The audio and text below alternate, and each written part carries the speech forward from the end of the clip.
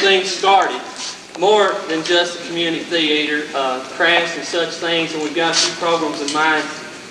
But hopefully this will help us build on those things as well as community theater in the future. We've got a lot of plans. We've got exactly facilities and things that we could have, but hopefully someday we will. We've done the best we can here tonight, and we hope that you enjoy the show, and we think that you will. I didn't really plan on bringing this up, but I think that the cast, as well as myself, would want me to.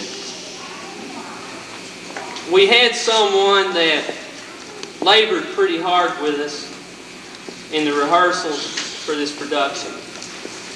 And just a few nights ago, she was called away to St. Louis. And her father has a bad case of cancer. They don't really know if he's going to live or not. And we would like to dedicate this production to her.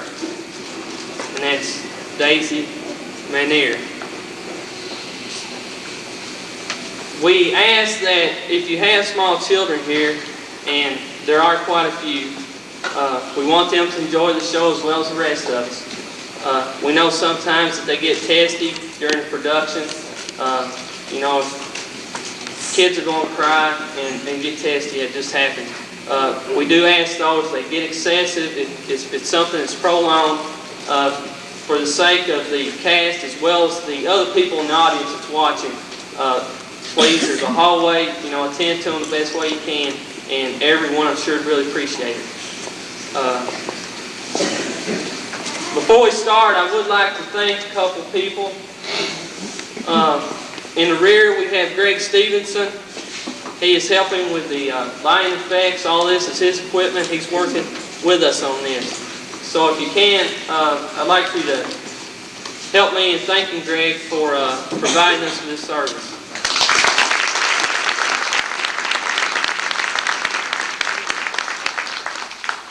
I'd also like to thank Miss Deborah Cummings. She was assistant director. She's really worked hard helping get the props as well as the actors and the cast ready for different scenes. So if you can, I'd like to give her a round of thanks.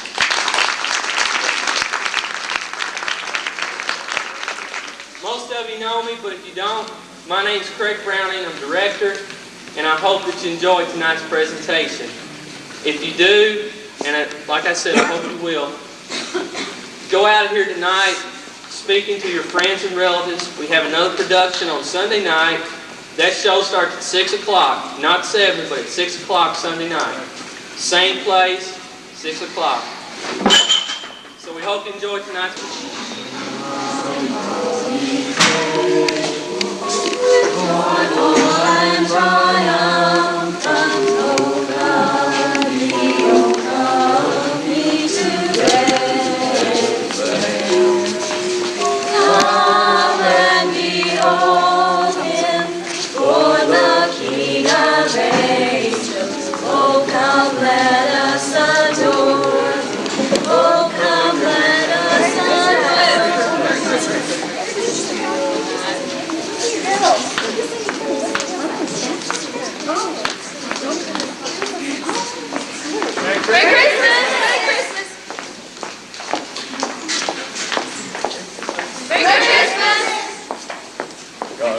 Be merry, gentlemen, let nothing you dismay. Remember Christ our Savior was born on Christmas Day to save the world from Satan's power when we have gone astray. Oh, tidings of comfort and joy, comfort and joy. Oh, tidings of comfort and joy. Silence this wretched caterwauling! God rest ye merry gentlemen. Silence, I say! How can a man work against such noise? Merry Christmas, Mr. Scrooge. Humbug! Let me speak to him. A Merry Christmas, Uncle. Who calls me uncle? Who else but your nephew? Huh. Fred, I might have known. Wasting your time caterwauling with others as lazy as yourself. Oh, caterwauling perhaps, but not wasting time. Why not join us, Mr. Scrooge? Yes, come sing with us. We could use a deep, deep bass. And what about Bob Cratchit? He can sing with the best of us. Yeah. Good idea. I'll fetch him. No, sir, you shall not fetch him. No, Uncle? I'll call him then. Bob Cratchit. Everybody. Cratchit, return to your work. But sir. Don't but sir me, Cratchit. Return to your work this instant. Come, Uncle, be kind. Kind, sir? I pay my clerk 15 shillings a week. I doubt he's worth it, but I pay it. And I pay it each week. I expect him to work each week. But, Uncle, it's Christmas. Christmas. Humbug! Christmas a humbug come. You don't mean that. I do mean it. Merry Christmas. What reason do you have to be married? What right do you have to be married? You're poor enough. Then what reason do you have to be miserable? What right to be morose? You're rich enough. Ah, humbug! Don't be cross, Uncle. What else can I be when I live in such a world of fools as this? What's Christmas time to you anyway? Except a time for paying bills without money. Time for finding yourself a year older and not an hour richer. Time for balancing your books and finding everything in them dead against you. If I had my way, every idiot who went about with a Merry Christmas on his lips would be boiled in his own pudding and buried with a stake of holly right through his heart. He should! Uncle! Nephew, you keep Christmas in your way and let me keep it in mine. Keep it, but you don't keep it. Then let me leave it alone then. Much good has it done you. Much good will it ever do you. Oh, Uncle, really, I'm sure there are lots of things that have done me good, as you call it, without me ever having made a penny from it. Christmas among the rest. But surely Christmas is different. Different? Yeah. I've always thought Christmas is a good time. A good time? Yes, a good time. Oh, I know what you're thinking. You're thinking I mean a lazy, good-for-nothing time. But I don't mean that. I mean a good time. A time when you feel good. When you make an effort, a real effort to be honest, kind, forgiving, and charitable. No, Uncle, you listen to me. It's the one time in the year when you open up your heart, and you notice other people. It doesn't matter what they're like. You realize they're alive. They're flesh and blood. They love and hate. They sing and laugh. They cry and suffer. Yes, Uncle, suffer. Just on this one day a year. One day, that's all. Just one day out of the year. We have a thought for them as well as for ourselves. And that's what Christmas means to me, Uncle. Just that. It may never put a penny in my pocket, but I believe it has done me good and will do me good. I say God bless it. Yes, that's right. If I hear another word out of you, sir, you shall keep Christmas by losing your job. And you, sir, you're a mighty powerful speaker. I wonder you don't go into Parliament. Don't be angry, Uncle. Come dine with us tomorrow. Come spend Christmas with me and my wife and... I'll see you in hell first. But why? Why? Why did you get married? Why? Because I fell in love. Because you fell in love. Good afternoon. Oh, really, Uncle? You never came to see me before I got married, so why give us a reason for not coming now? Good afternoon. I want nothing from you. I ask nothing of you. Why can't we just be friends?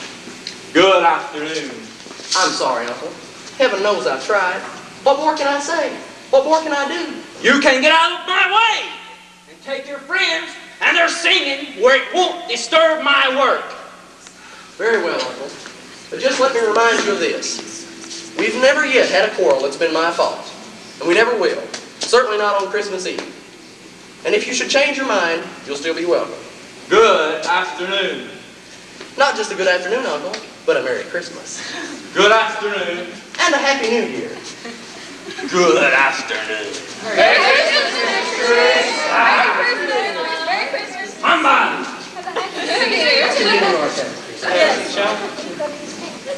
God rest ye merry gentlemen, let nothing you dismay. Remember Christ our Savior was born on Christmas Day, to save the world from Satan's power when we have gone astray. Oh, tidings of comfort and joy, comfort and joy. Oh, tidings of comfort and joy.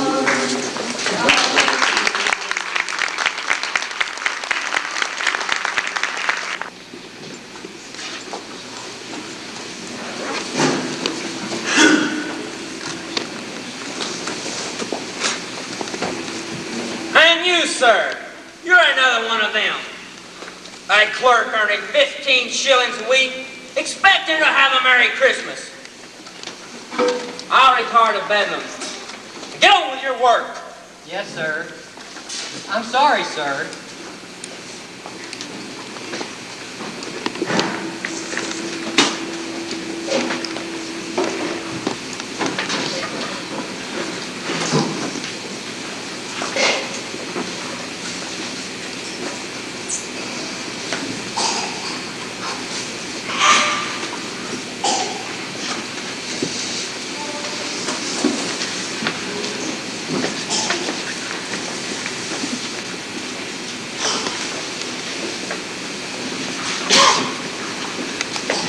Cratchit!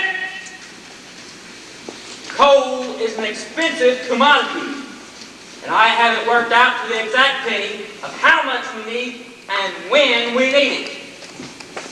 Now get on with your work. But it seems to be particularly cold today, sir. Then get on with your work. There is nothing like good hard work for keeping something like the weather off a man's mind. Just one shovelful, please, sir. No, Cratchit. We've used all the coal we're allotted for today. Now don't let me have to tell you again, get on with your work. Yes, sir. Cratchit! Yes, sir. Cratchit, come here. Yes, sir. Cratchit, I have added the petty cash total 3 times today. Yes, sir. I left the details on your desk. It comes to 6 shillings and 8 pence, sir. It comes to 5 shillings and 8 pence, Cratchit. I tell you, I've added it 3 times. But the coal and the candles, sir. There are no receipts for coal and candles. But there were none And left. furthermore, I did not authorize the additional shilling for coal and candles. Well, certainly there were no candles. I am not interested in your candles. You light them too soon. Use daylight. It's cheaper. Do you understand? Well, sir, Do you understand? Yes, sir, but I'm glad you understand, Cratchit, because I am going to deduct the extra shilling from your wages. That way the account will in no way be inconvenienced. But, sir... That will be all, Cratchit. Yes, sir. Fetch me the book of debtors. Yes, sir.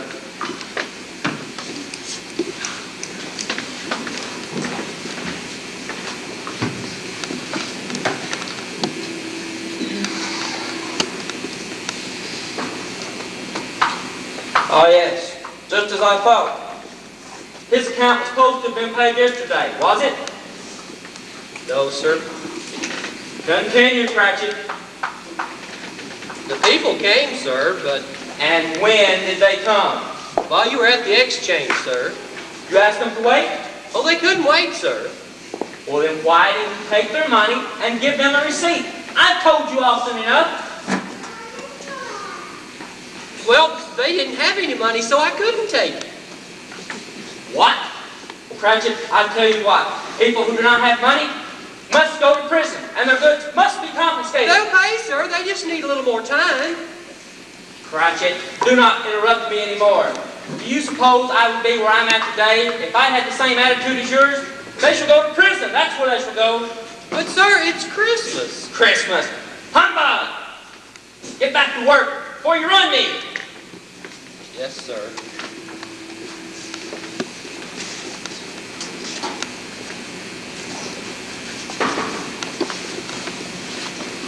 Is this Scrooge and Marley's? Ah, thank you. Yes, yes. Have I the pleasure of addressing Mr. Scrooge or Mr. Marley? Mr. Marley's been dead these 7 years. Died 7 years ago this very night.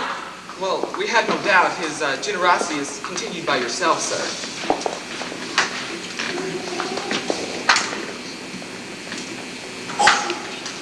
Good afternoon. Oh, Mr. Scrooge, at this festive time of the year, Mr. Scrooge, it is more than usually desirable that we should make some slight provision for the poor and destitute.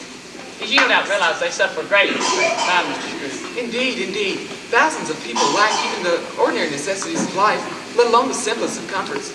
We therefore feel... Are there no prisons? Plenty of prisons, sir. And the union workhouses, are they still in operation? They are, sir. I wish I could say they were not. Good. Then the treadmill and the poor law are in still full vigor then. Both are busy, sir. Glad to hear it. From what you first said, I was afraid they weren't still in operation. But Mr. Scrooge, neither the prisons nor the workhouses provide what you or I, or for that matter any other human being would call Christmas cheer. Precisely. So, Mr. Scrooge, a few of us are putting together a fund to provide the poor with meat and eat and means of warmth. What shall I put you down for? Nothing. You wish us to withhold your name? I wish to be left alone. You ask what I wish, that is my answer. I don't make merry myself at Christmas, and I don't have time to make idle people merry. I support both the prisons and the union workhouses. They both cost quite enough. Idle people must go to them. Many can't go to them. And many would rather die. Then let them die and decrease the surplus population. It's none of my business. Sir, it is the business of all of us. No, sir, not all. If you consider it your business, you attend to it. Let me attend to mine. Mine occupies me constantly. Good day, gentlemen.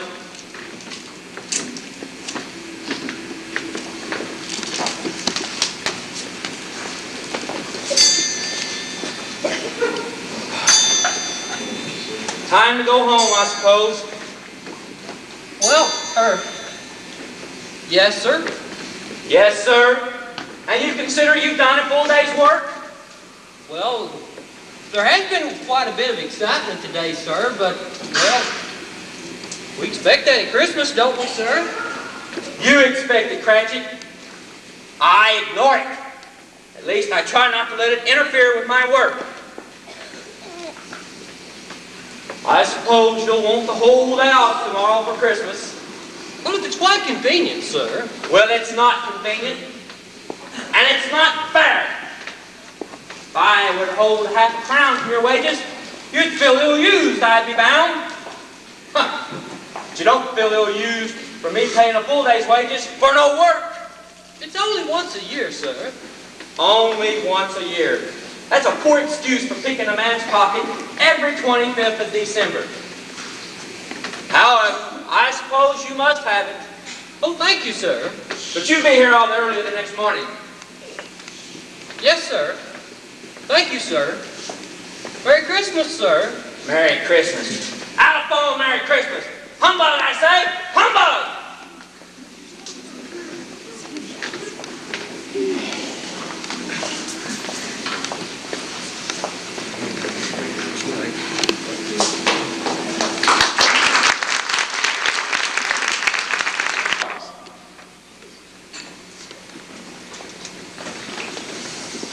Merry Christmas. Stealing, that's what it is. Call it charity doesn't make it anything else. And hiding behind their laughter and their singing. Humbug. Cut that caterwauling out. Merry Christmas, Mr. Scrooge. Ah. hide their problems behind their laughing and their singing and the bells ringing. They expect everybody else to do the same. Instead of getting down to good, hard work, like old Jacob Marley and myself did. Oh, Jacob, 7 years ago this very night. Oh, but you were a good man of business, Jacob, a good man. The business has not went down any by your going. No, sir. We owed no man nothing, and no man owed us.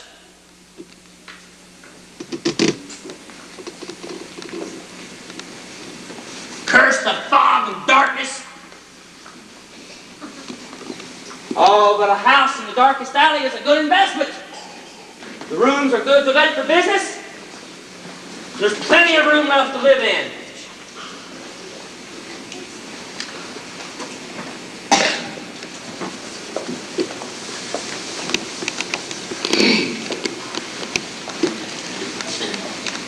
Now, where's that door at? I know I can find it with a knocker. What's this? What's this? Oh no, Jacob. Whatever your face would be, it can never serve as a knocker. Oh, nothing but fancy, I tell you. Nothing but fancy. There, I told you it's nothing but fancy. What I expect to find his pigtail hanging behind the door? Nothing to be afraid of. The rooms are empty. The wine cellar below is empty. There's enough light coming through the window from the street lamps to not use any other.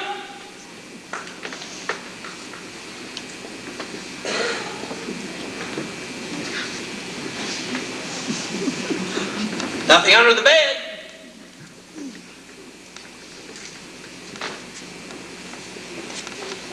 Nothing under the table.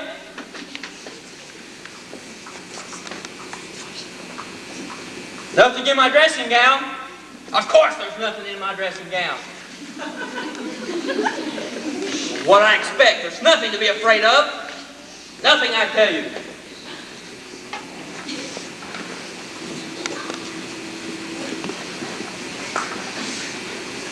I'll just get this good pot of gruel. Lasted me all the week.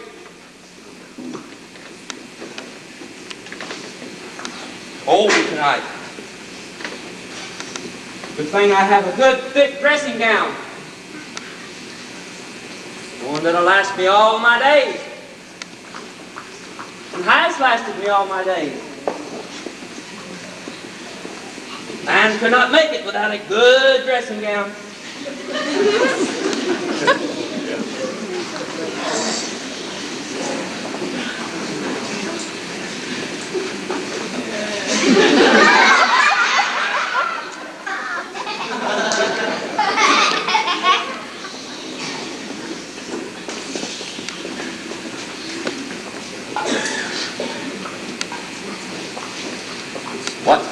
What's that? Ah, humbug. Humbug, I say.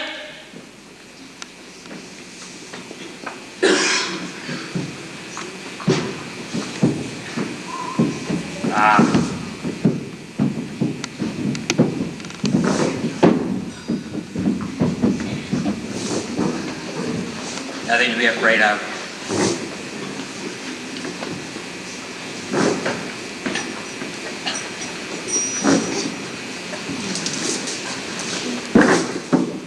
What do you want with me? What? Well, who are you? Well, ask me who I was. Mighty particular for a ghost.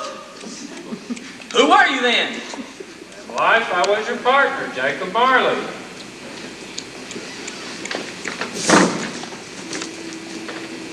Yes, so you seem. Can you sit down? I can. We'll do it then. You look more exhausted than you did 7 years ago.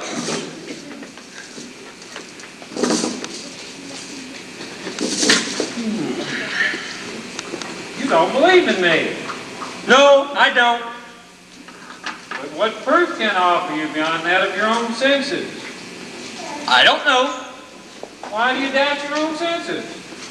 Anything can cause my senses to cheat. You could be a bit of undigested beef, or crumb of cheese, a lot of mustard, or a bit of underdone potato. Huh. There's more gravy about you than there is grave, whatever you are. You see this toothpick? I do. You're not looking at it. Ah, but I see it all the same.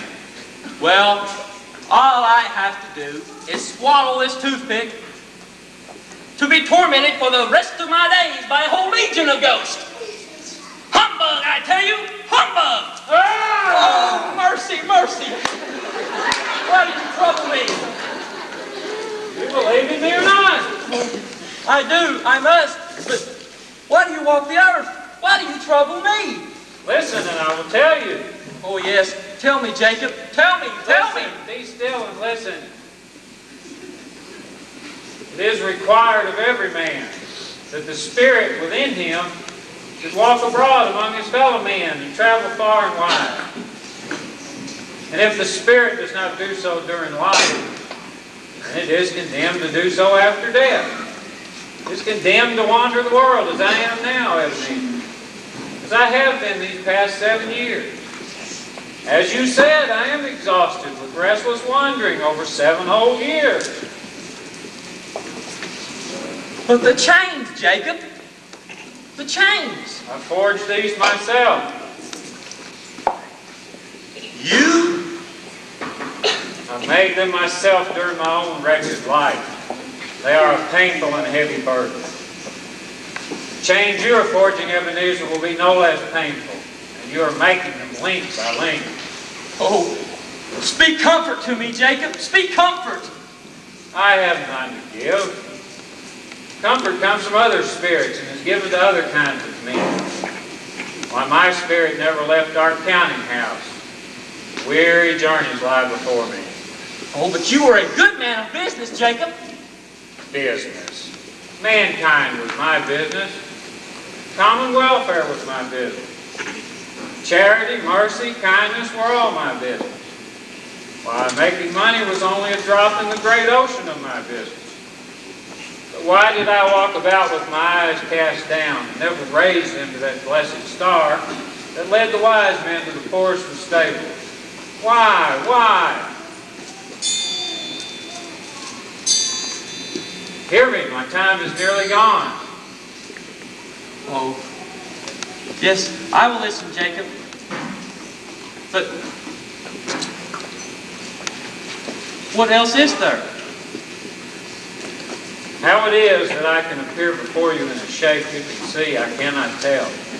But I have sat beside you many times invisible. Oh, no, no. You will be haunted by 3 spirits. Oh, but is that the chance and hope that you have spoke of, Jacob? It is. Well, I think I'd rather not. But without their visit, you cannot hope to escape the path I tread. Expect the first tomorrow when the bell tolls 1. Couldn't I just take them all 3 and have it over with at once? Expect the second at the hour of 2.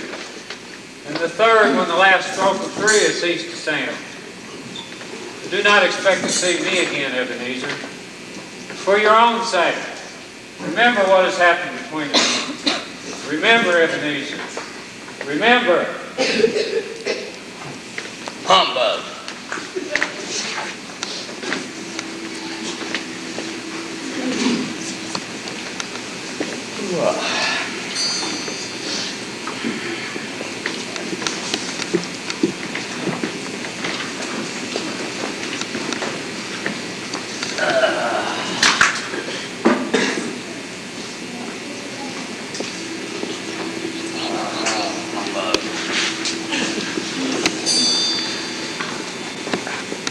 Quarter past.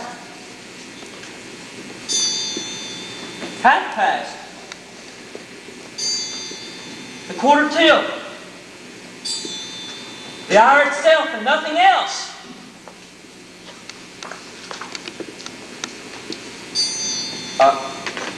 Are you the spirit whose coming was foretold me? I am. Who and what are you? I am the ghost of Christmas past. Well, long past? No, your past. What business brings you here? Your welfare. Quite nice of you, I'm sure, but don't you think a good, uninterrupted night's sleep would do me better? Now, come. Rise and walk with me. But Come. where will you take me? To see mysteries that you've forgotten. Mysteries? Moments from your past, your own past, contained in this book with the events of your life, Ebenezer. No, I... Are you afraid? Oh, no, but Let me touch you just once, and you will find Stay away from me, don't touch me! But once. There, now you will find there is nothing to fear. No. Follow me.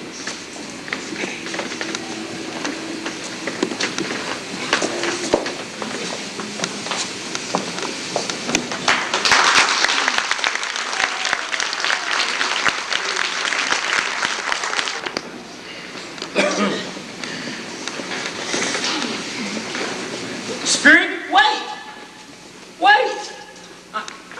I know this place. Do you remember? Oh, yes. I remember. I lived here as a boy. Why, I could walk it blindfold. Strange to have forgotten it for so many years. Look. Oh, I remember those faces from long ago. Oh, no. Do not leave me. Stay with me. Stay. Your lip is trembling. It's just a pimple. What is that I see on your face? It's just a pimple. You remember, and I think you understand. Whoa. Lead on, Spirit. Show me what you will. I will follow, and gladly. Come.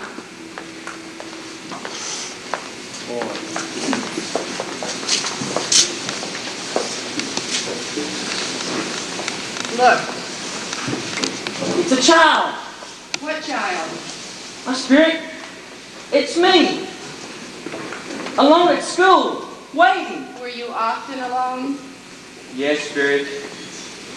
I had no friends in school. My father hated me, so I was seldom at home. I tried at school, Spirit. At least I think I tried. But my real friends, they were in books. Alibaba, Robinson Crusoe, Robin Hood. They were my real friends. But look. Remember? Yes. Your last day at school. Look, your sister Fan. I've come to bring you home. Home? Yes, home. Home forever and ever. But Father. Father's great. Oh, you won't even know Father. He's so changed, so different, so kind, so... Wow, what happened? Oh, who knows what happened? Just suddenly one night as I was going to bed, he spoke to me so gently and I thought, I'll ask him just one last time if you could come home. And he said, yes, you should come home. And he's arranged the coach for me to fetch you, and he's arranged that you don't have to come back here anymore, and he's arranged that we shall all be together for Christmas, have the merriest Christmas ever. Oh, Fan, how wonderful, how wonderful. Quickly now, the coach is waiting. Oh, not so fast, little Fan, not so fast. But we mustn't waste a minute. Now, I must fetch my books and Well, quickly then, fetch them. Now wait, I must stop being so excited. I can't even think properly. Fan, say it again. I'm going home and I don't have to come back here ever again. You did say that, didn't you? I wasn't dreaming it. Bring down Master Scrooge's box there and see it loaded onto the coat. Oh, Master Scrooge. I suppose we'll have to get used to Mr. Scrooge now. We're a man now, are we, boy? Well, yes, sir. I've seen many a change from Master and Mister in my day. Not an easy change to make, boy. It's a new life, new responsibilities, new endeavors. And this lovely lady, I take it, is your sister.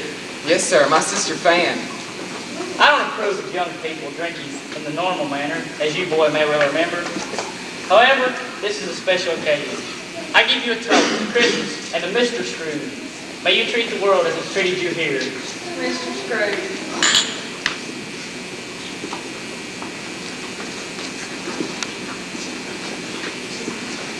Your sister was always frail, wasn't she? But she had a great heart. Oh, yes, you're right, Spirit. She did.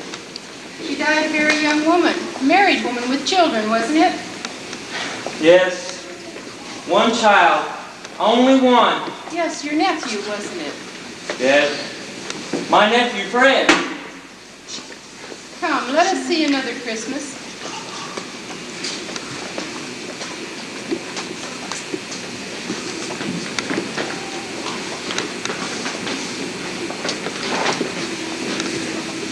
No, Spirit.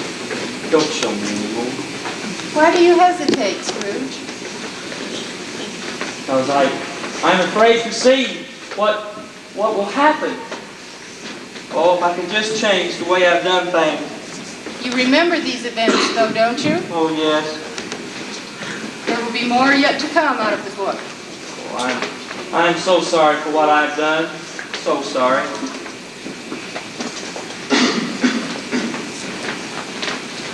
You'll be reminded of many of your deeds through many of these reoccurrences.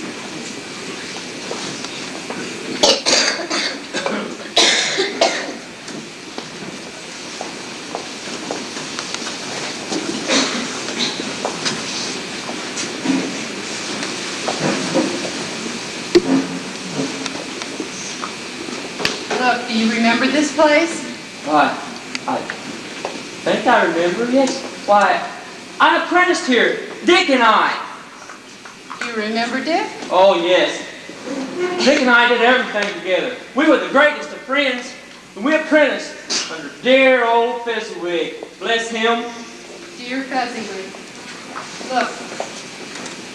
Yo, Ebenezer, Dick! Come on, lad. No more work tonight, boys. It's Christmas Eve, Ebenezer. Christmas Eve, Dick. Now, we've got just 1 minute now to get this place fit for a party. 1 minute before the guests arrive, so let's set it up. Yes, sir, Mr. Fezziwig. That's it. Pull that table on now. No more work tonight.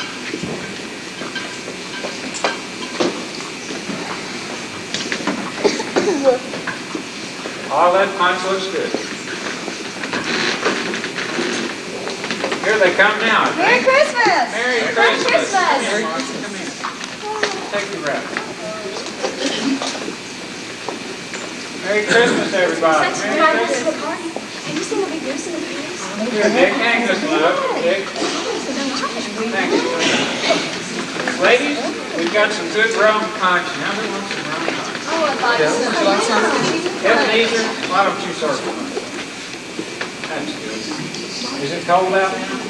Bell? Freezing out. Well, warm yourself by the fire. Warm yourself.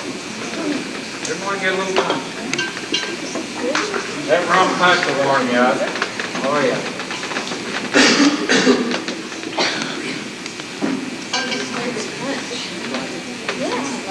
Nice dog. I think maybe Ebenezer Much made rum. that punch.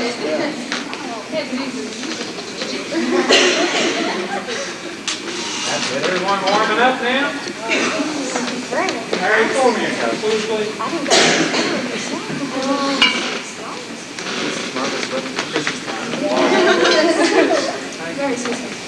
Merry Christmas, everybody. Merry Christmas.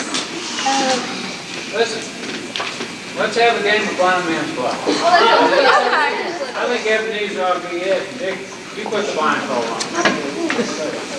Set that over there. Everybody gather around now. Maybe move that chair out there. Come on, Ebenezer. Everybody knows how to play the game. That's it. Blindfolding good now where you can't see. Don't want him to see.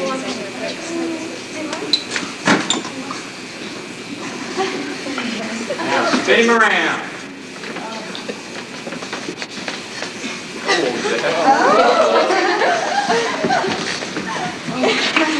Bill.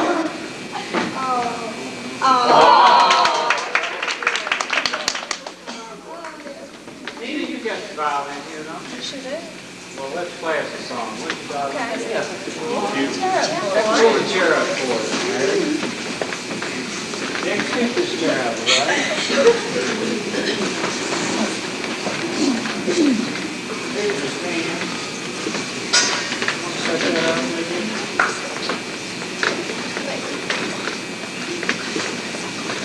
All right.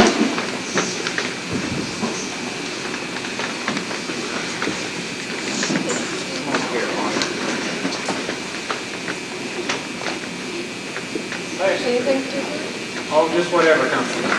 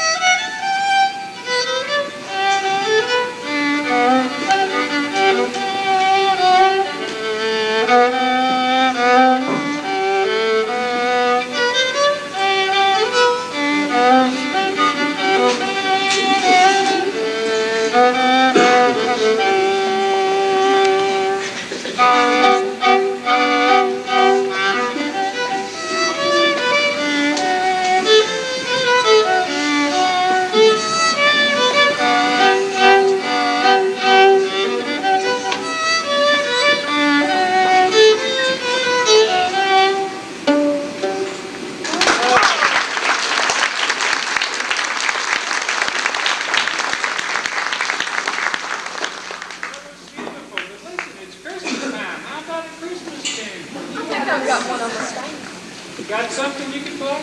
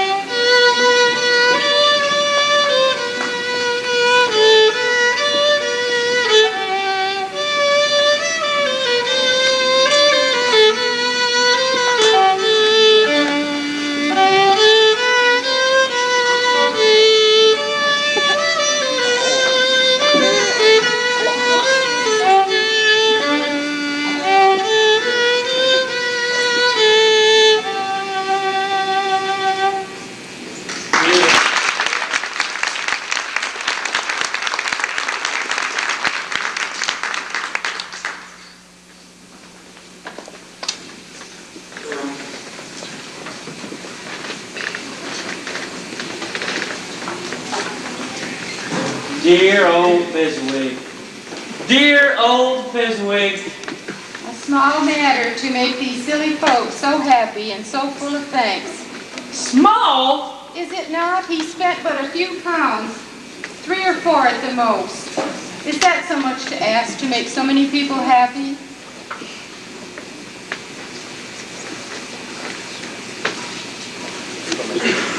Thank you for the party. Merry Christmas. Merry Christmas. Merry Christmas. Merry Christmas. It's a beautiful party. Goodbye. Bye, all.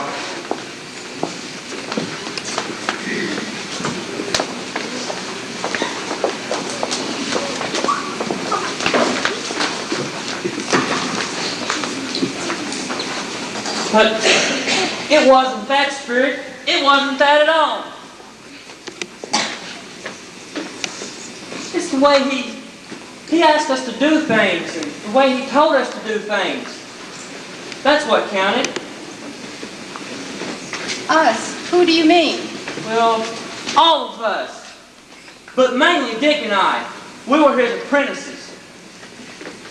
And it was in the way that he asked us to work. He could make it light or a dreadful burden. Or the way he looked at us. Or talked to us. Or even helping us. Spirit, you couldn't buy that with the biggest fortune. You can't. You can't.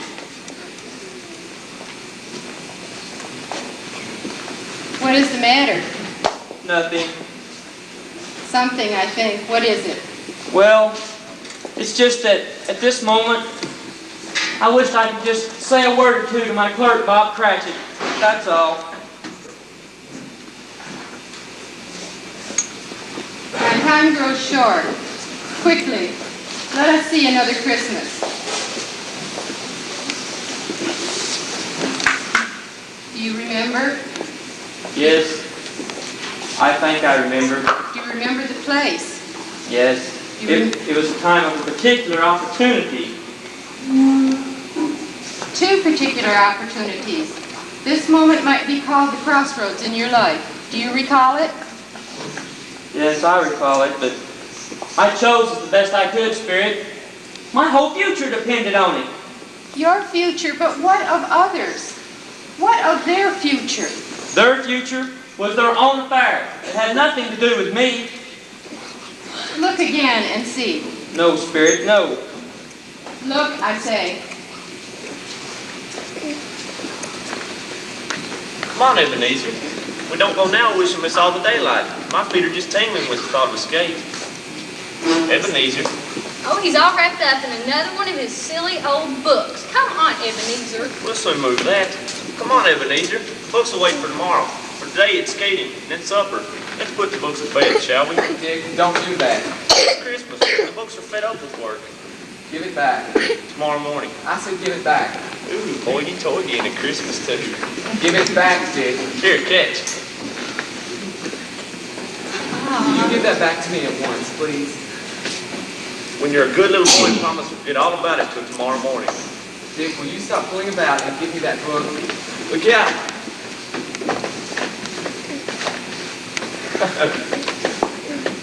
Now leave it, will you? Oh, come on, Ebenezer. I said leave it. But we planned this party months ago. Months. We arranged this party last Christmas. All right, we arranged it a year ago. Things can change in a year. I'm sorry, but I can't come. You what? I said I can't come. Happy anniversary. Happy anniversary, dear. Happy anniversary? Don't try to get around me now with happy anniversary. It's always something. Anniversaries, birthdays, Christmas. It's always something. It's nothing but humbug. Humbug, humbug, humbug. All right, then, it's humbug, whatever that may mean. Just get one thing straight, Ebenezer. I'm through after this. Do you understand? I've tried and I've tried and I've tried. God alone knows how I've tried. Well, I'm not going to try anymore. It's up to you now. Understand? Please yourself. I said you understand. Oh, do as you like, only leave me alone. All right, I will leave you alone. Come on. Belle? I'll come in a moment. We'll wait for you, Belle. I'm sorry. Ebenezer, dear, don't you think? Don't you feel that? That he's right? Is that what you're going to say? That Dick's right? If you think he's right, he must do what you think's best. I won't interfere. Only don't expect everything I've worked for just for the sake of some full skating party that you know as well as I do will be as boring as the last, won't do anything for any of us. I wasn't going to say that. If that's the kind of life you want to live, you're welcome to it. Better find someone else to give it to you, because I won't. You don't really care about us, do you? Don't be petty. You don't, do you? Oh, you did once, I know. 4 years ago when we became engaged. But it's gradually dwindled away until now it doesn't exist at all. For heaven's sake, Belle, don't start all The that. only thing you really care about is making money. Money, money, money. Business is a man's life. There's no place for women. Exactly. There's no place for women in such a life. Very well, Ebenezer. You have your world of business, and I hope you enjoy it. And I hope your money brings you all the comfort you need right through your old age. Can't you begin to understand? Yes, I understand completely. I understand that I'm in your way, and the only thing you really care about is making money. Well, take it. I'll never stand in the way of your ambition again.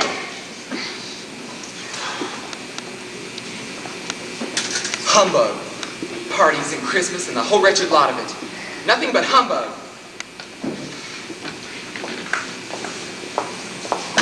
That was the turning point, wasn't it? Nothing but humbug. Oh, Spirit, take me away from here. No, you shall see each Christmas from the book that follows.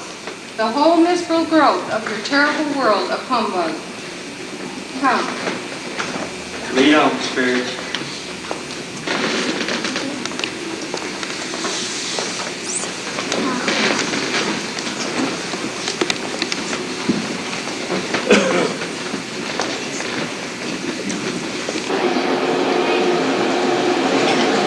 Please sign this, Mr. Scrooge.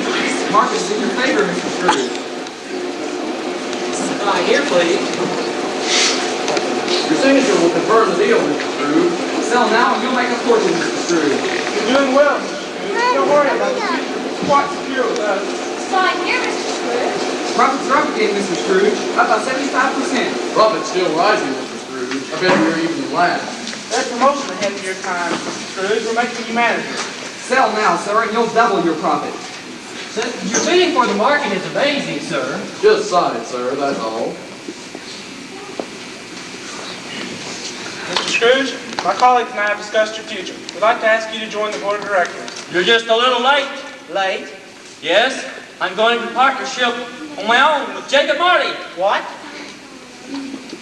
You shall probably lose every bit of your business to us. I doubt you make the year through. Just a warning. Profits are up again, gentlemen. Just sign here, sir. Sign here, please. Profits are up 100% on the last quarter. Mr. Scrooge, I don't think I can pay back 50 pounds in such a short time. That's your affair. But just remember, the greater the time, the more interest. And if I can't pay it back, Then you shall go to prison. but I have a wife and 3 children. And I, sir, have a business to run. Good afternoon. I beg you, sir, for the sake of Christmas. Christmas. Humbug!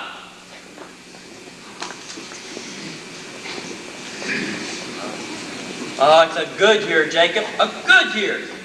A very good year, Ebenezer, and a Merry Christmas to both of us. Humbug. Humbug, yes, but we can wish ourselves a prosperous New Year. I appeal to you, gentlemen. At the rate you're going, you'll put us out of business altogether. Really? How unfortunate. I did warn you. What do you expect me to do then? Why, sell out to us. What else? At our terms.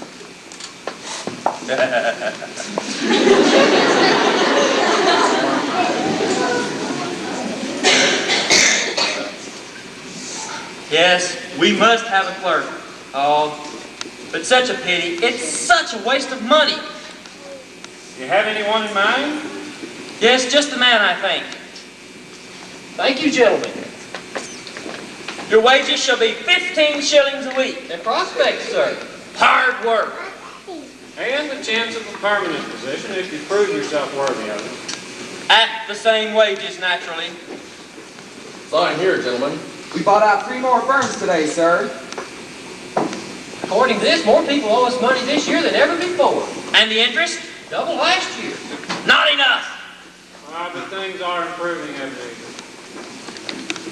I can't possibly pay this week, gentlemen. Then we shall send you to prison. Couldn't I have a little more time? Much more time. In prison. But gentlemen, Good afternoon.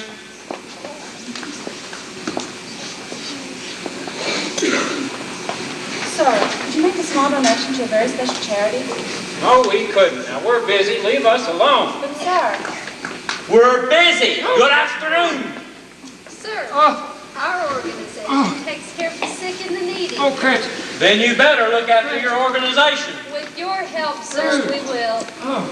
Do I ask you to look after mine? Well, no, sir. Then don't ask me to look after yours. But the sick and the dying. Good afternoon. please, sir, I think Mr. Marty is ill. Get back to work, Cratchit. But he may be bad. He may even be dying. Surely there's something we can do. Yes, Cratchit, there is. We can work twice as hard. The fortunes of Scrooge and Marley shall not go down simply because Mr. Marley is ill.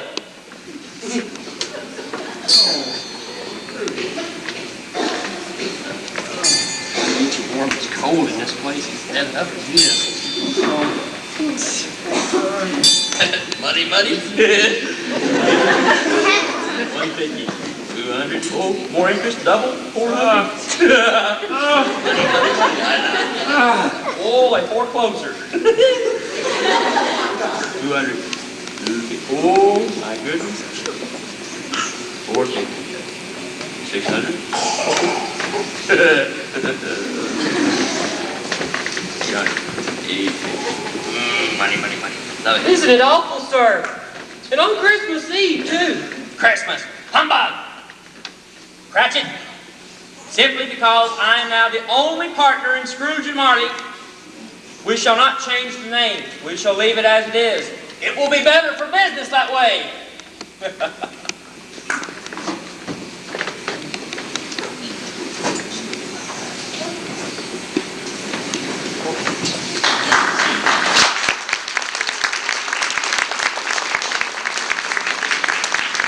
Take me away from here. I told you these were things of your past, and they wouldn't be pretty. Oh, but please, take me home. Please take me home. Come, I will take you home, but learn from this experience. Oh, I will, Spirit. At least, I will try. Come, follow me.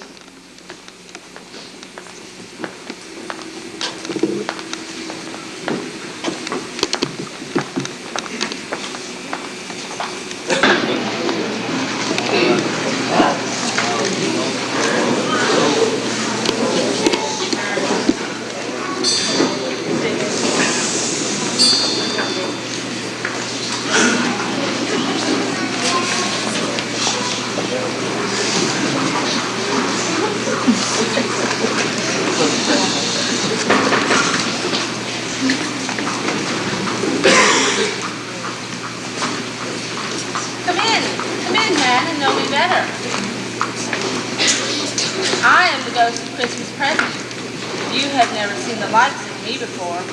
Oh, you're right, Spirit. I've never seen such wondrous Christmas cheer. Why, such big turkeys and geese and game, and pork and brawn. Oh, and joints of meat and rest of sausage. But that is not all. Look here. Oh, and Christmas pudding, and big ones. Oh, and red hot chestnuts. Oh, and beautiful red apples, juicy oranges. Oh, and luscious pears, and fruits of every kind. Still, look here. Oh, and Christmas cakes, and nuts, and sweets, and raisins, and more sweets, and more sweets. Ah, but here. Oh, and seething bowls of Christmas punch. Oh, and ginger wine. Oh, you're right, Spirit. I've never seen such a thing. Have you not seen my own? Your own? I am the spirit of this Christmas. Last year was the spirit of one of my own. The year before that another. And the year before that another. And so on. Back through time. Then you have many brothers and sisters?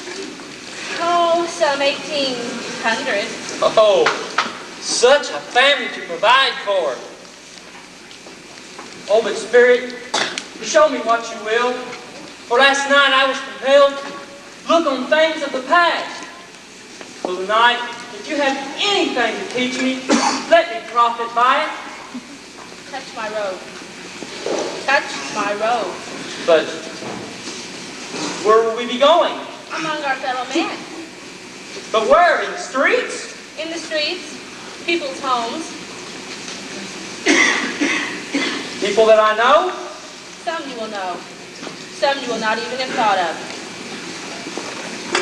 But you will see people in all parts of the world.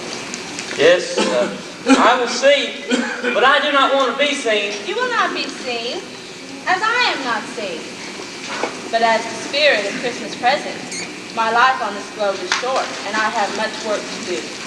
You will come with me and see that work. You will see people from everywhere. People I know? Some you know. Some know me, without having to see me. But how can you visit so many? I'm a spirit. These people that you will visit, can they see you even though you're a spirit? Some know me, without having to see me. Others would not know me even if they did see me. But I visit them all. To each and every one I give something with the light of my torch. Are you ready? Yes, Spirit, I am ready. Then touch my robe, and we shall be invisible.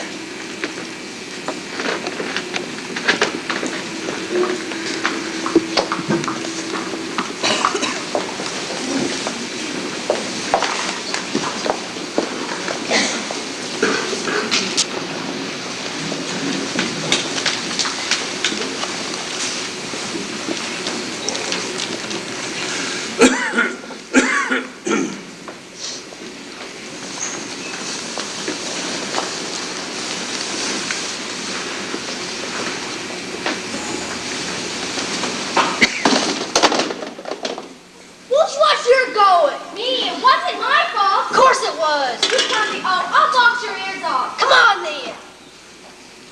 I shall be late. So shall I. Sorry about it to you. It probably was my fault. No, you're not to blame. I was trying to. Here, let me help. Hey, you got some big grub here. Where are you taking it? Up to the big house. You are? I just been up there. Gave me a tenner, they did. Did they? I'd better hurry. Silver State? Yes, I'm going as soon as the shop shut. Sorry to butt into you. Me too.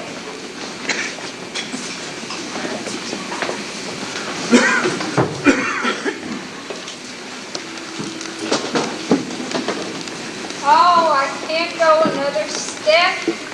My body aches so. I'm fit to drop. But you can't stop now. Keep trying. Can't, I tell you. I simply can't. But you must. I haven't the strength.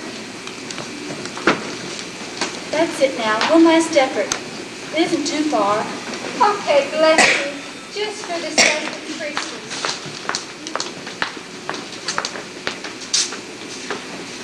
Can I be of any assistance to you? No, really. We're fine. We haven't much farther to go. Are you sure? Quite true, thank you. It was kind of you to ask. Well, Merry Christmas to you. Merry Christmas. Thank you. Merry Christmas and a Happy New Year. Thank you. Now wasn't that thoughtful? Yes, like I always say, there's something about Christmas that just sort of does something to people. That's it. Not much farther now.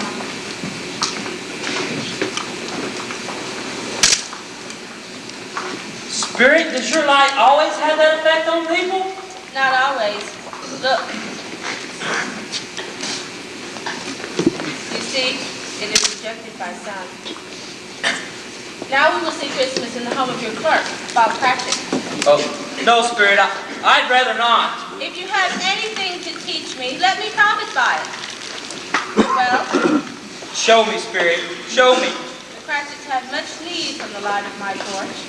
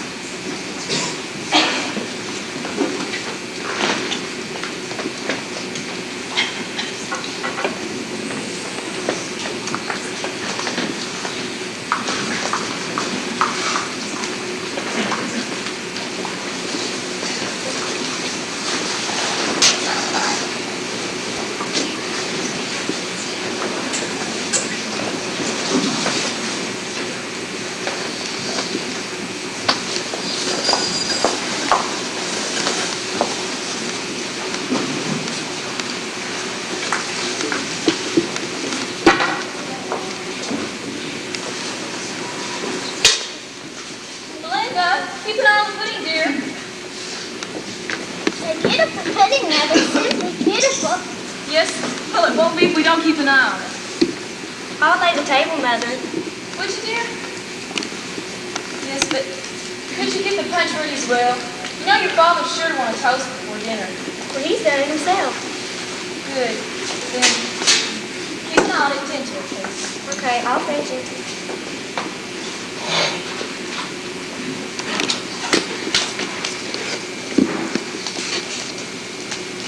What's Peter doing?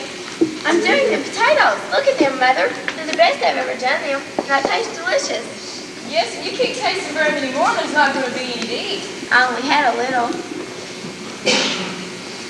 Ooh, what's the matter with you? Just smell that goose. There never was such a goose. Listen, I think I hear your father coming with Tiny Tim. Quickly, Martha, hide, hide. Yes, Sue, there's quickly. Hurry, he's in the kitchen. Hurry. All of you look the other way or something. Hello, everyone. I hope we're in time. Why, what's the matter? Where's our Martha? She isn't coming. Not coming? On Christmas Day? No, they kept her at work. Kept her at work? There she is, there she is. Well. Oh, Father, I couldn't keep it up. I simply couldn't. You had me worried. You spoiled it. Yes, but it's a shame to tease him on Christmas Day. I want to show Tiny Trimmer pudding. Please, please. And the goose. Everything. I want to see all of it. Come on, then. I'll think they don't eat it all. Keep closer.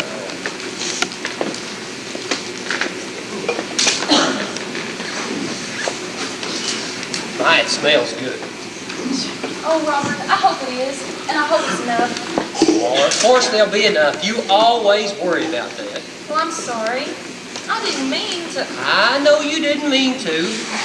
I never cease to marvel at how you make such few shillings go so far. Had it time to the in church. Was it good? Good as gold. Even better. But Tell me. he's the funniest lad. He comes up with some of the strangest ideas. Well, what did he say? I suppose it's sitting on his own so much. He kind of gets to being thoughtful and, well, comes up with the oddest ideas you've ever heard. Well, he's okay, is he? Oh, he's growing stronger, my dear. I think so.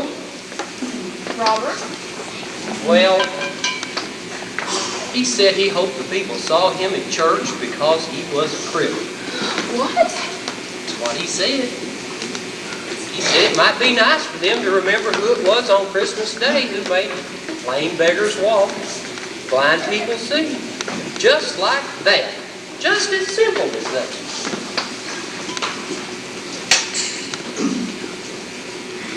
Oh, it's a delicious pudding, Mother, and a great big goose, and oh, it's all so wonderful. If we don't eat soon, Peter will finish all the potatoes. Shall not. Is the goose done, Martha? Why, it's beautifully done, just ready to eat. Good, Robert. We'll have a toast first. Gosh, I forgot to look after the punch. It's all right, Peter. I've seen to it. Here's yours, Mother.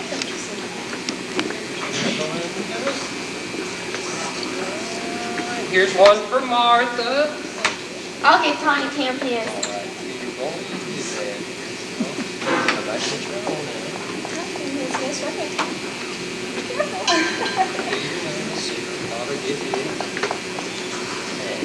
Everybody have some punch?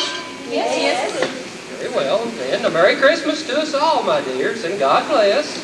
Merry Christmas to us all. God bless. God bless us, everyone.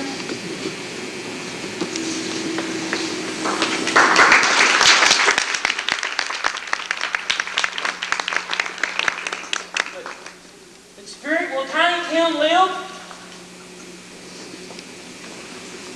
I see a vacant seat in the corner. I see a crutch without an owner. If these shadows remain unaltered by the future, the child will die. Oh, no, kind spirit, no. If these shadows remain unaltered by the future, no other Christmas spirit will find the child here. But what of that? If he is to die, let him die quickly and decrease the surplus population. Don't, spirit, don't. Again, your words.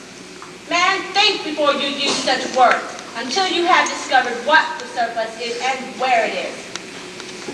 It may well be that in the sight of the heavens you are more worthless, less fit to live than the millions like this poor man's child. Listen. Mr. Scrooge, I give you Mr. Scrooge, the founder of our feast. The founder of our feast, indeed. I wish I had him here. Well, I'd give him a piece of my mind to feast upon. Please, my dear, the children, Christmas Day. Yes, and it needs to be Christmas Day. For one to drink to the health. Such odious, stingy, hard, and unfeeling man as Mr. Scrooge. Robert, you know he is. No one knows it better than you, poor man. Please, my dear, it's Christmas. Yes. I'll drink to his health then, for Christmas' sake, and for yours. But not for his. Long life to him. Merry Christmas and a Happy New Year. I've no doubt he'll be happy and he'll be merry. Mr. Scrooge. Mr. Scrooge.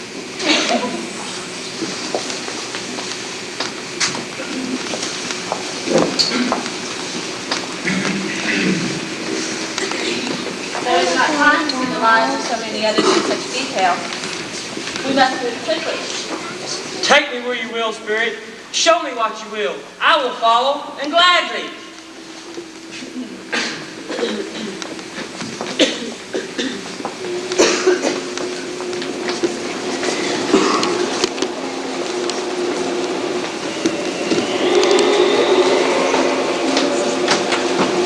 Oh, Spirit, why are we in these moors in such a storm? I must visit the lighthouse across the sea. Across the sea? But Spirit, we cannot cross the fury of these seas. Do not be afraid. Follow me. We will see the light of my torch again quickly, and when we do, we will be on the fishing boat of a deck of a fishing boat, way out at sea.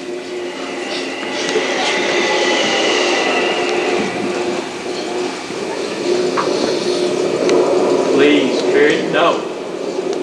Please, no. Do you not trust me?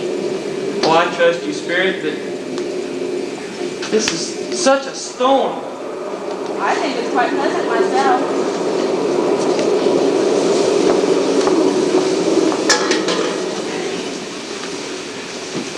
The captain says we're clear south of the rocks. What? The rocks, we're clear south of them. Thank God for the lighthouse. Ah, here's a fine Christmas to them. Aye.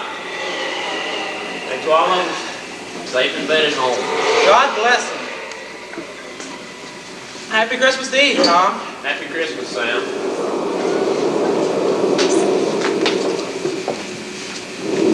You see, even in the dangers of the sea, men do not forget me. Oh, Spirit, take me away from here.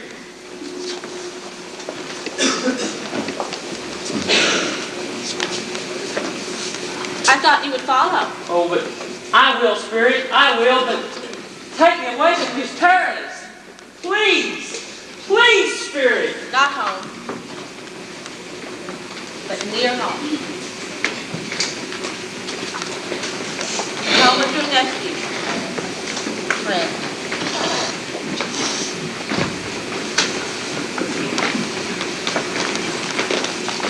He needs you.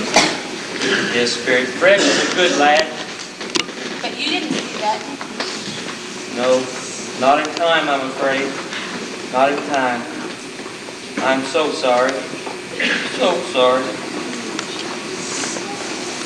Not sorry enough.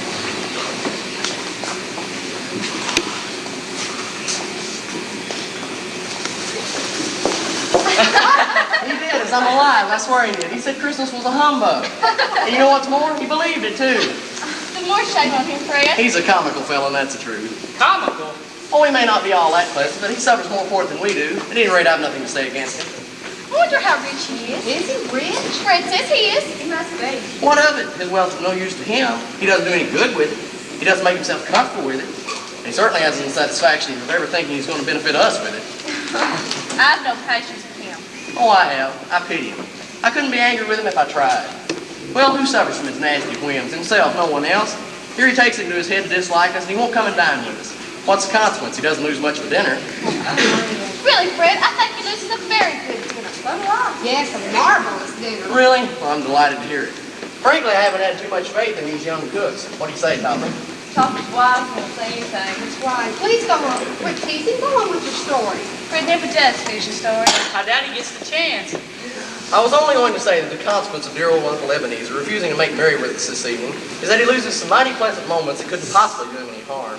And he loses some companions that couldn't help be pleasant, that knows in his own thoughts whether he's in his moldy old office or his dusty old house. But you want to ask him next year, will you? I most certainly will. I'll ask him every year, whether he likes it or not. Why? When he always says no. I pity him. What a waste of pity. Oh, come, my dear, he's bound to change in the end. Never. Of course he will.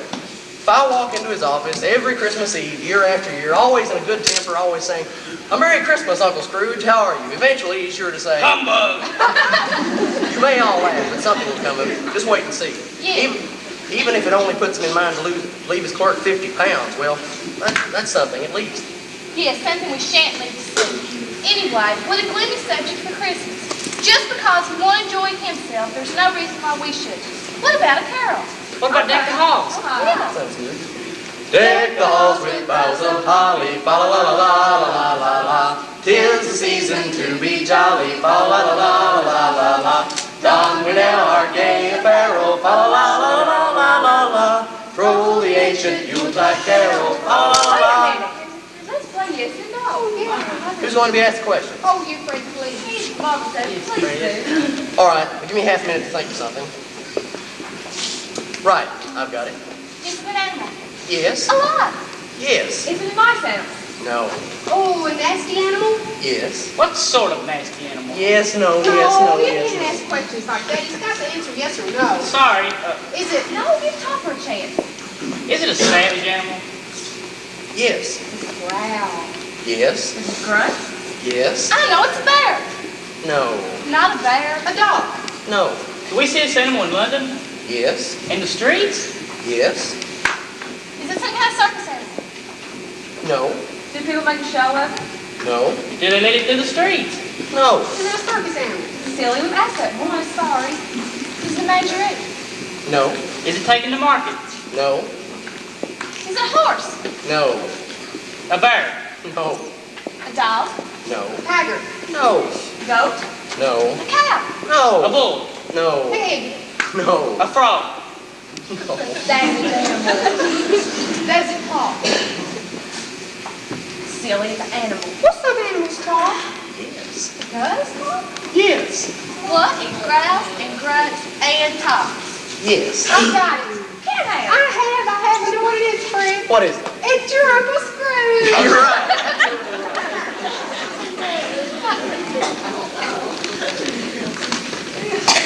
Fred, you cheated. I didn't cheat. You did. I said it was a bear and you said no, and you should have said yes. That's a crunch.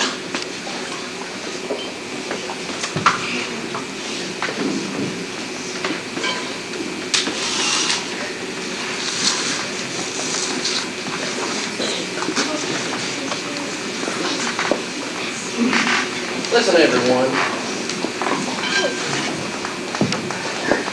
My Uncle Scrooge has provided us with a great deal of merriment this evening. It'd be ungrateful of us not to drink to his health. A Merry Christmas and a Happy New Year to the old man, whatever he is. To Uncle Scrooge. To Uncle Scrooge.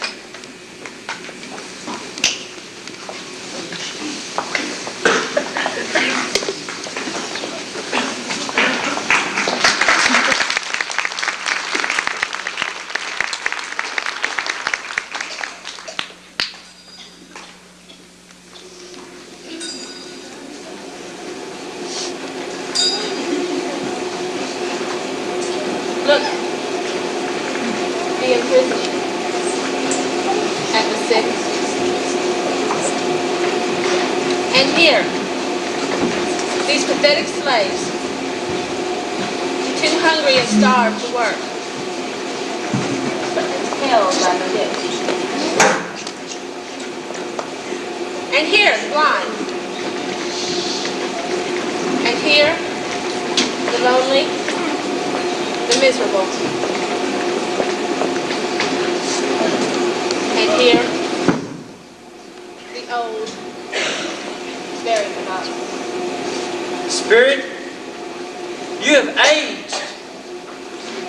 My time on this globe is short. These people are beyond even my help now. But Spirit, what will happen to them? That depends upon man. I can do no more for them. Well, when will your time end? Tonight, at midnight. Hark! Time is drawing near. Spirit, forgive me for asking what may be none of my business, but I saw something move beneath your robe. Is it a foot or a claw? It may well be a claw for all the flesh there is upon it. Look. Look at them. Spirit, are they yours? They are man's. They cling to me, appealing from their fathers. This one is ignorance, and this one is want. Beware them both, and all like them. But beware this one, for on his brow I see that written which is doomed, unless the writing be erased. But have they no homes? Are there no prisons? Are there no workhouses?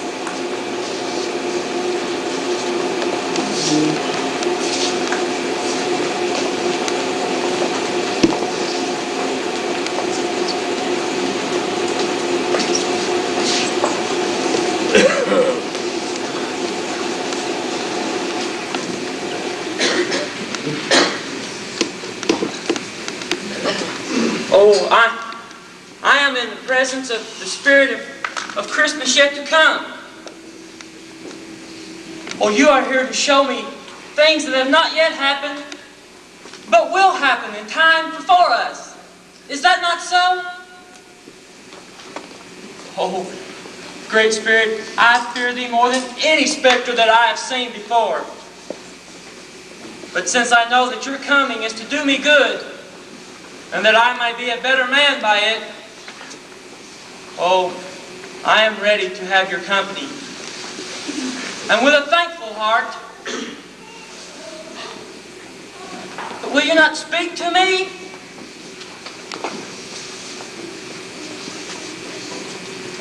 Lead on, Spirit, lead on. I know the night is waning fast, and time is very precious to me. Oh, lead on, lead on.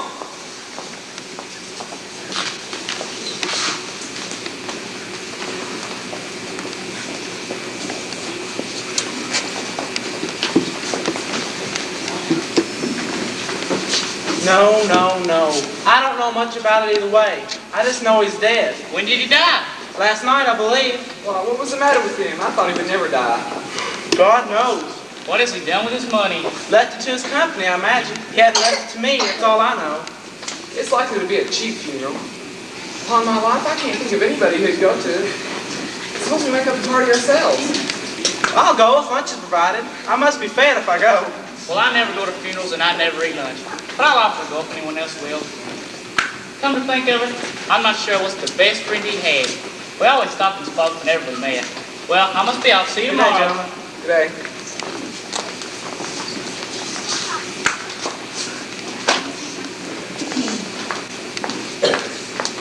Oh, how are you?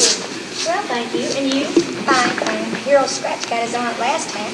So I'm told. Cold, isn't it? It's seasonable for Christmas time. It's not a skater, I suppose. No, no, it's something else. Good morning. Morning.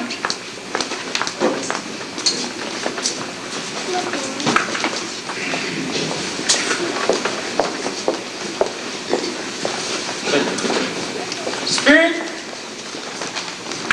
where will we go? Spirit, those men, who are they talking about? I know some of them. I meet them each morning at the exchange. We do business together. Tell me, Spirit, who are they talking about? Who?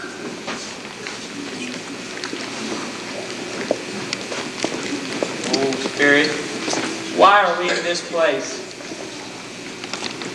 A place that's filled with filth and dirt. Every alley is dirty and greasy. And the people are no better than the streets. Why are we here? Why?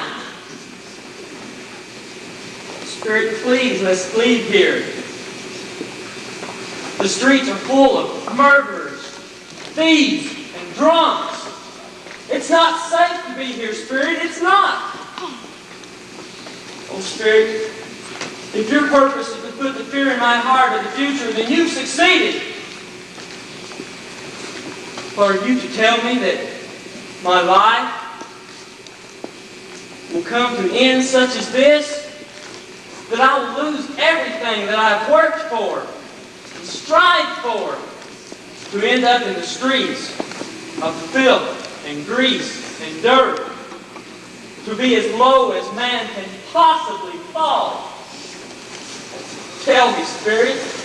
Tell me. Please tell me. Mrs. Dilbert.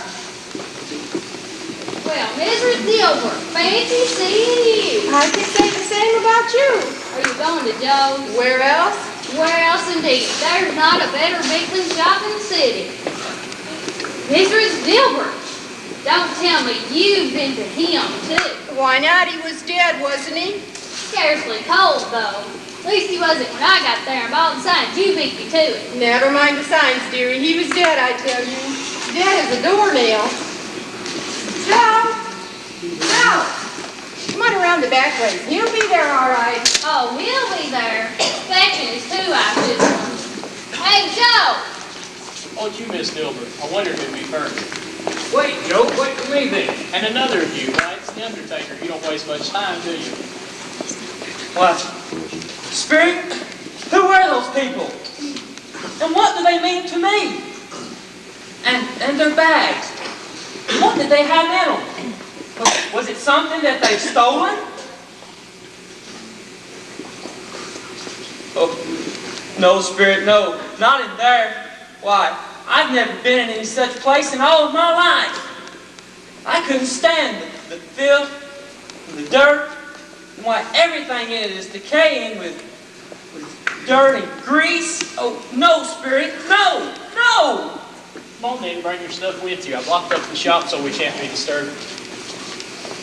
Don't you never sell nothing, Joe? Every time I come, it's the same stinking old rags and rusty nails and dirty old bones. Piles of dirty old bones. He hoards them. What's the matter with you? What I sell as long as I buy, eh, Miss Dilbert? I swear you're not going to be able to get out of the place one of these days, though. That's what I was going to say. You find this not, Joe? Leave it to the Undertaker to get down to business first.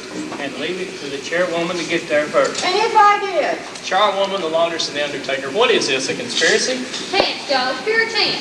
Strike me if we all 3 hadn't met here without meaning it. Well, you couldn't have met in a better place. Oh, me bones. You talk about the old bones in this place. There's none here older than mine, I can tell you that. Well, what have you got, me darling? Let me see now. What have you got? Yeah, what have you got there, huh? You can ask, Mrs. Dilbert, but it's no good you're looking at me like that.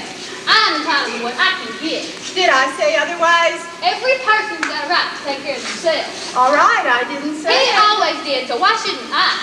All right, all right, all right, all right. All right. Don't stand there staring at me as though I've got something I'm not entitled to. They'd be the wiser anyway. And who's going to miss them anyway? Dead man? Think he's going to miss them?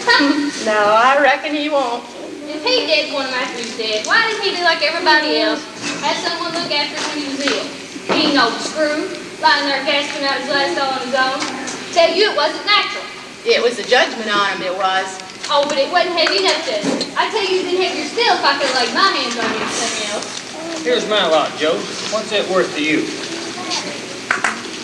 Pencil case, a couple of seals, a pair of slip buttons. What's this, a brooch? That ought to be worth something. No, it's not. It's hardly worth nothing. Oh, but Joe. $5 a lot. Bad bud. Take it or leave it. It's all the same to me. I wouldn't give you another penny for it. You was to boil me alive. Who's that?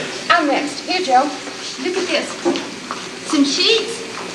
Here's some towels. There's not much in those. But here's some old clothes. They're old, all right. I'll grant you that. Worn them all his life. I shouldn't wonder. And look at these, Joe. Spoons. Real silver they are. Real silver, yeah. Don't go running yourself over that lot, Joe. Always run myself over the ladies. It's a weakness of mine, I reckon. Always give them too much. Too much. 5 and 9 pence. What? Not another penny. If you hang with me, I'll knock a half a crown off of it. I could get double that anywhere else. Then take it somewhere else. Here, open my other hand, Joe.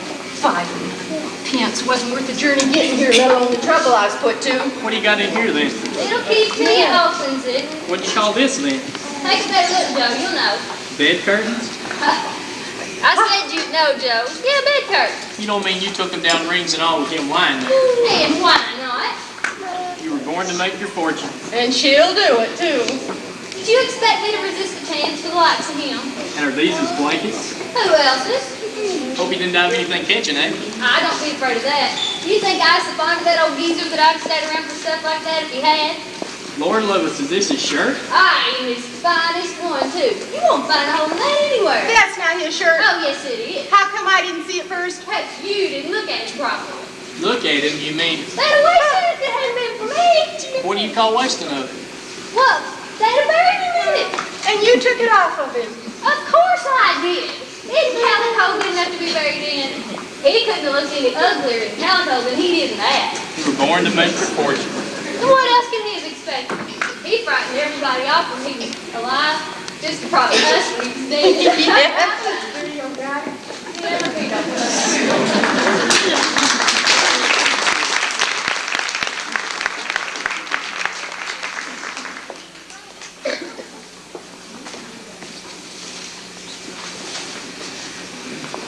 Spirit, I know what you're trying to show me.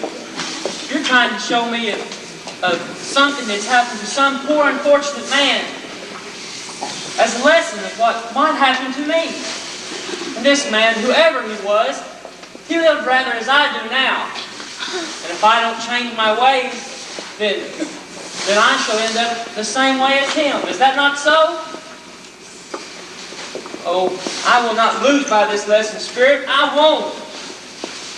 But surely there must be one person in this town who felt some tenderness for this man's death.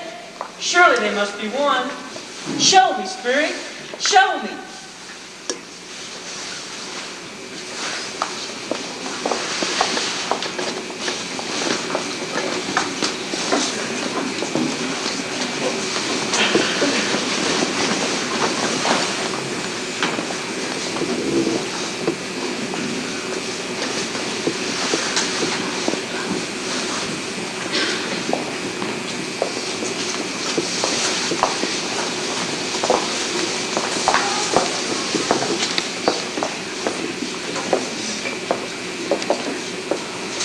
Caroline, you shouldn't have waited. Oh, but I had to know. Well, is it good or bad? Bad, I'm afraid. Oh, then we're completely ruined. Not completely. Oh, but we owe him money, and you know he'll demand every penny. He'll never give us any more time to pay. If he ever think he'll decide to relent. He's past relenting, Caroline. Thank God. Oh, God, I shouldn't have said that. I'm sorry. You remember when I went to see him last night and they told me he was ill? I thought it was just an excuse. Apparently he was not only ill, but dying even then. Who do you think they'll transfer that to now? I don't know. That's what I mean by a faint hope. We may be able to raise the money before they transfer it to anyone. Well, whoever it is couldn't be as mean and unkind as he was. Nobody could treat us as bad as he did.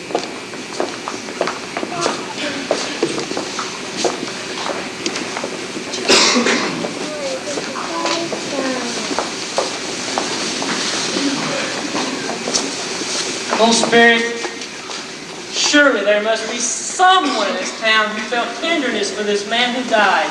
Surely there must be one. Oh, please, Spirit, show me one person. For if I don't see one person who has tenderness, then I shall be haunted by it for the rest of my days. Oh, lead on, Spirit, lead on. I'm glad to get out of this place. And among streets and sights that I know. It was a dreadful place, Spirit. A dreadful place.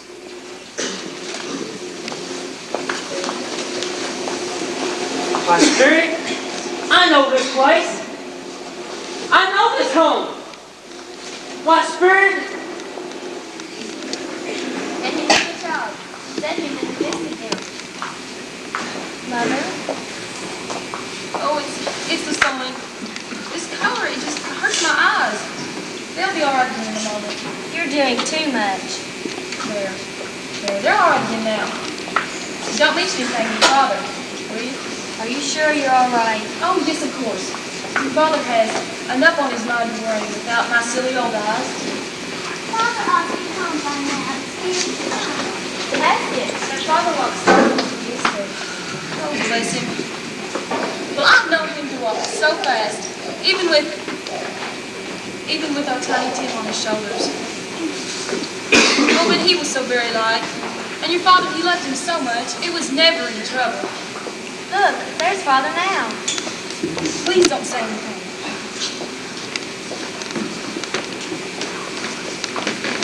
Tell me, Dad.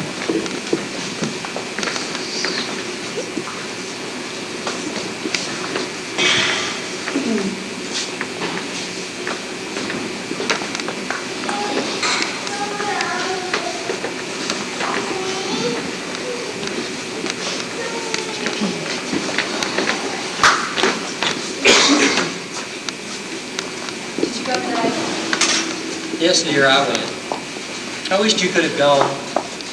It would have done you good to see how great a place it is. Ah, but you'll see it often enough. I promised him we'd go there every Sunday. Oh, Tiny Tim. Tiny Tim.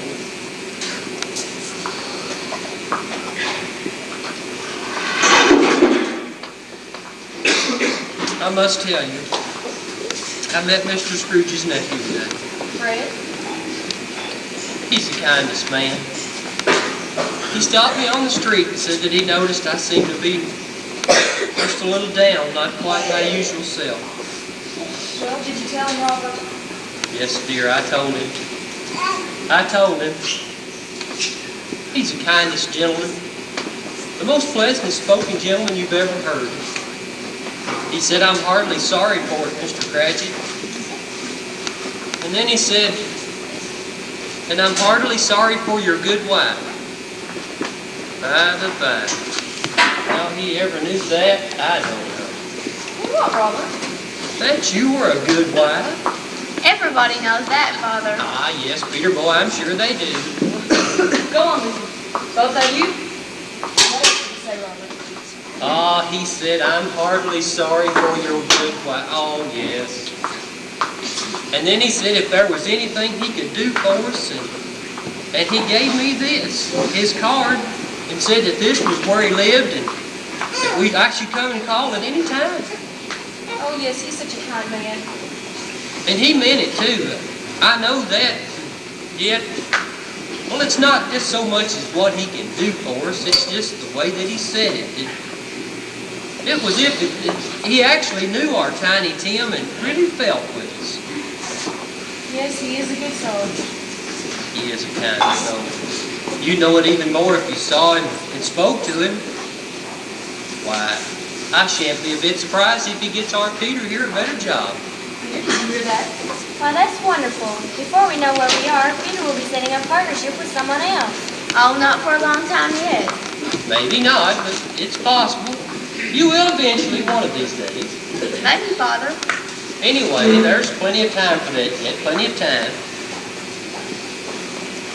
Well, however, and whenever we shall part from one another, I'm sure none of us forget this poor Tiny Tim and this first parting among us. And I know, my dears, that when we remember how kind and patient he was, it will not be easy to quarrel among ourselves and risk forgetting poor Tiny Tim.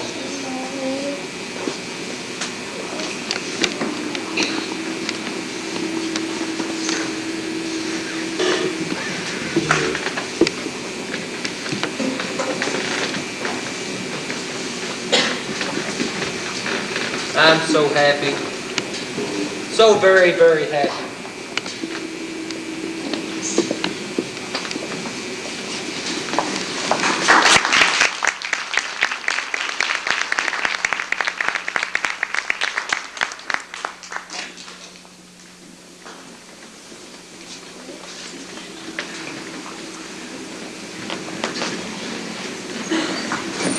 Oh, Spirit, I know the time is drawing near when we must part. Is that not so? Well, I just know it's so because I feel it deep within, Spirit. But before we part, you must tell me who that man that they were talking about, who he was. The man whose clothes they sold. Who they did everything to. Tell me, Spirit. Tell me. Lead on, Spirit. I will follow. But Spirit, this way leads to the churchyard. We've passed all the places that I know. Why here, Spirit? Why in the churchyard?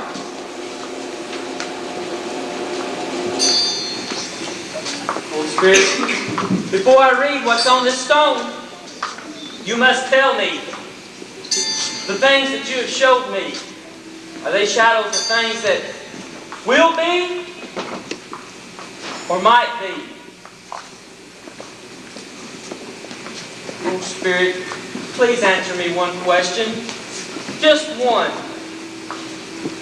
I know that the courses that men lead to particular ends.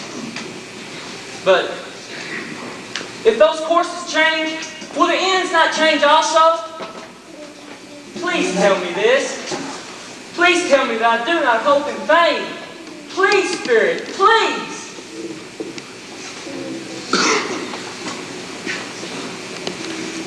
Ebenezer Scrooge. Ebenezer Scrooge? Oh, Spirit, please have pity on me, Spirit.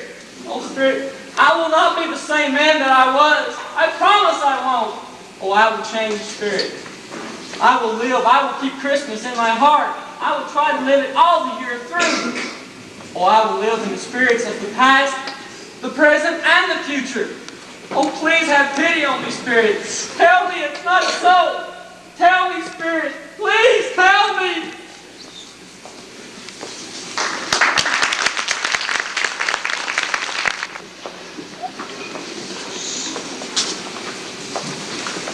Oh, please, Spirit. I will live in the past, the present, and the future. Oh, Christmas will live in me always. Oh, I say it on my knees, oh, Jacob Marty. On my knees! Why? Everything is still here. And I'm here. I'm here. Oh, the courses of things can change. They still can change. Why? That's where the ghost of Jacob Marty come in. And that's what the ghost of Christmas present said. Oh, it all happened. It all happened. Oh, a Merry Christmas to everyone and a Happy New Year to all the world. Why? I'm as happy as an angel. Oh, I'm as light as a feather. Why? I'm as giddy as a drunken man. They've done it all in one night. One night. Of course they have. Why? But I don't know what day it is. I don't even know how long I was with the spirits. I'm like a baby. I don't care. I'd rather be a baby. The bells. Why are they ringing out so graciously now? Oh, the air. It's so clear and bright and cold. And there's no mist and no fog. Oh, and the sky is so blue. Oh, and the bells, they're heavenly, graciously. Hello, my dear lad, what's today? What? Today, what's today? That is why it's Christmas Day. It's Christmas Day! Why, they've done it all in one night. Oh, I knew they would. They've done it just for me, so I shall be a different man. I knew they would. I say, hello, my dear fellow. Hello. Do you know the porter's down the street but one, at the corner? I should hope I did. Oh, such a remarkable boy. Oh, a remarkable lad. It's such a joy to talk to him. Do you know whether they still have the prize turkey in the window? Not the small one now, mind you, but the big one. What? The one as big as me? Yes, that's the one. Oh, such an intelligent lad. Intelligent. Go and fetch it. What? I'm in earnest, my fine fellow. Go and fetch it and bring it back here. If you bring it back with the man and you come with him, I'll give you a shilling. You come back in less than 5 minutes, I'll give you a crown. Yes, sir! Let's see now. I've got the directions right here. I should give this to him to take. Now, oh, I know I'll send it to Bob Cratchit's. Oh, nobody's ever played such a joke as that as send it to Bob Cratchit's. Why, he shan't know who sent it. That turkey's twice the size of Tiny Tim. Sir, I brought it myself, sir. Oh, goodness, lad. You can't possibly carry this to Camden Town. You must have a cab. Now, here's the directions. And here's the money for the cab. Oh, and the 5 shillings that I promised you. And Merry Christmas, my dear fellow. Merry Christmas. And Merry Christmas to you, sir. Well, they've done it all in one night. One night, just so I shall prove that I am a better man. But where shall I go? What shall I do? I know. I'll go to Fred. He's always asking me. Always. All I have to do is clean up, comb my hair, put my tie on, shave, and I will be ready to go. I tell you. Oh, I do hope they will invite me in. I have been so mean to them in the future.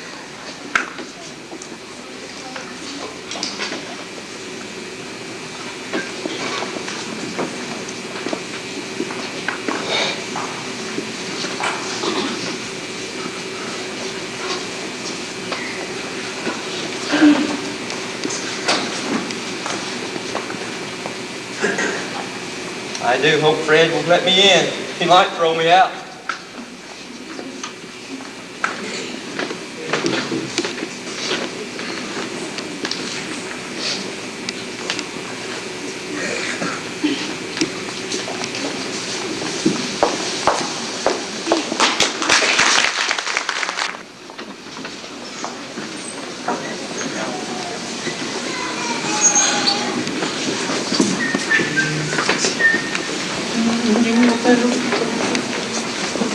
Merry Christmas, my dear gentlemen. Oh, it was quite nice of y'all to come by yesterday. Oh, I do hope y'all succeeded. It was a very good gesture that you had. Yes, that's my name. I fear it's not pleasant to you, though, for I've been rather mean in the past. But yesterday when you come and asked me, I was very mean to you. Would you put me down, Thor? Lord bless me, Mr. Scrooge. Are you serious? Quite serious, my dear fellow, and not a farthing less. There are a great many back payments in it, I assure you. Now, will you please do me that favor? My dear sir, I don't know what to say. Then don't say anything. Just come and see me tomorrow. Will you do that? We will. Yes, sir. Well, God bless you both, and thank you. 50 times thank you. Oh, and Merry Christmas, and Happy New Year to you both. And to you, And too, to you. Mr. Scrooge.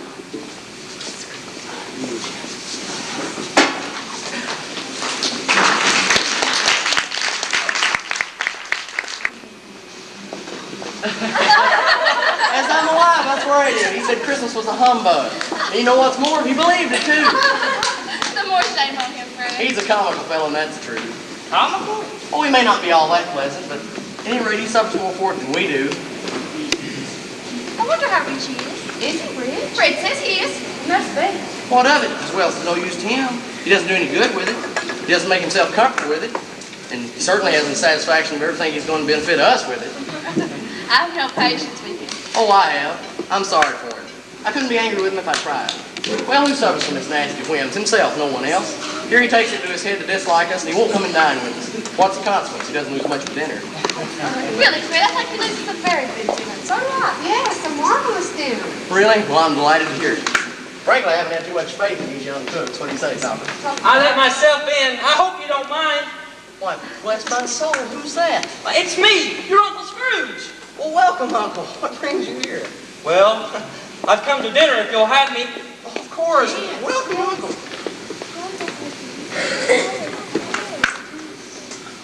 Fred, will you help me tomorrow? Help you, Uncle? Of course, but how in particular? Well, I want to play a joke on Bob Cratchit. And I want you to...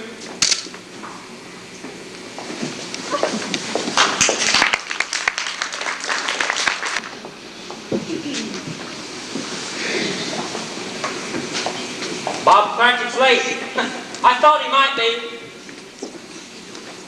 But he still thinks that I'm the same man that I was before Christmas.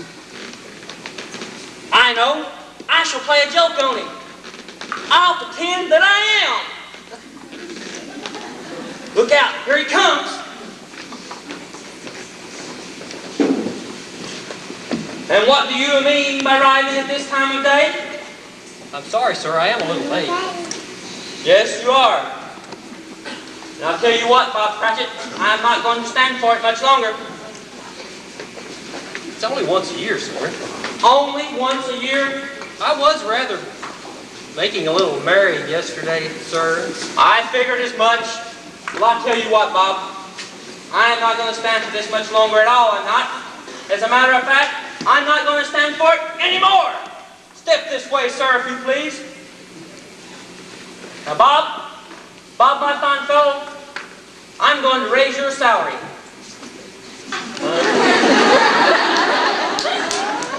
Yes, Bob, I'm going to raise your salary and help you and your family out.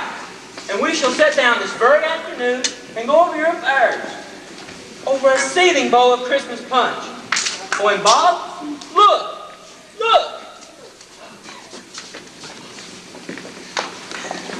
What are y'all doing here? Merry Christmas. Merry Christmas. Merry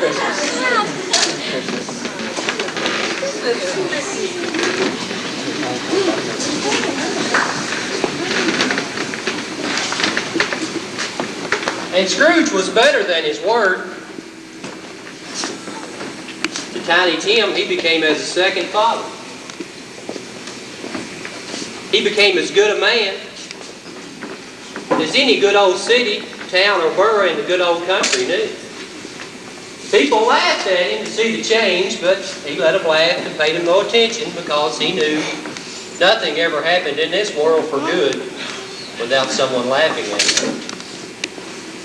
In his heart he laughed, and that was enough for him. And it was said thereafter that he knew how to keep Christmas well, and well he kept it. And so may that be said of us and all of us. And as Tiny Tim said, God bless us, everyone.